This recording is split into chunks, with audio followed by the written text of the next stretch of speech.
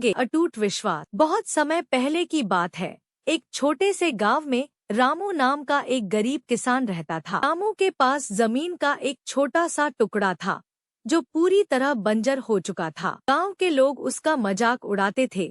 रामू, इस पत्थर जैसी जमीन पर मेहनत करना छोड़ दे, यहाँ घास भी नहीं उगे। लेकिन रामू मेहनती होने के साथ साथ बहुत दयालु भी था। एक तपती दोपहर जब वह अपनी सूखी जमीन पर बैठा था, उसने देखा कि एक बूढ़ा यात्री प्यास से बेहाल होकर सड़क किनारे गिरा पड़ा। रामू ने बिना सोचे अपना सारा पानी उस वृद्ध को पिला दिया। वृद्ध व्यक्ति असल में एक सिद्ध महात्मा थे।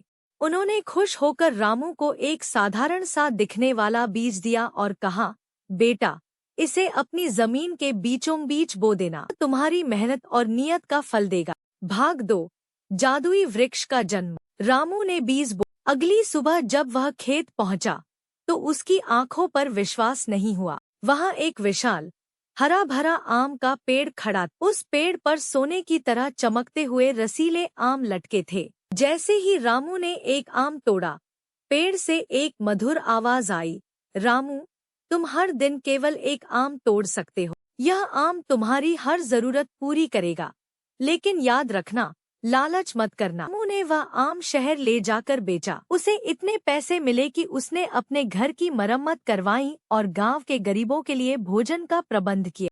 वह हर दिन एक आम तोड़ता और सुखी जीवन जीने लगा।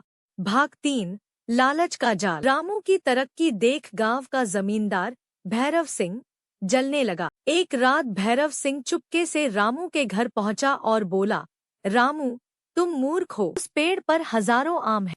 अगर तुम सब एक साथ तोड़ लो तो तुम राजा बन जाओगे। क्यों एक एक आम के लिए महीनों इंतजार करते हो? रामू ने मना किया, पर जमींदार के शब्दों ने उसके मन में धीरे धीरे घर कर लिया। उसने सोचा, अगर मैं एक साथ 10 आम तोड़ लूं तो शायद कुछ। अगली रात रामू कुल्हाड़ी और बड़ा झोला लेकर पेड़ के पास पहुंचा। जैसे ही उसने एक साथ कई आम तोड़ने के लिए टहनी पर कुल्हाड़ी चलाई, आसमान में बिजली कड़ी। भाग 4, सबक और प्राय।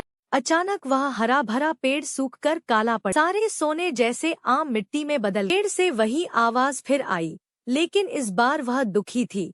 रामू, तुमने संतोष का साथ छोड़कर लालच का हाथ थाम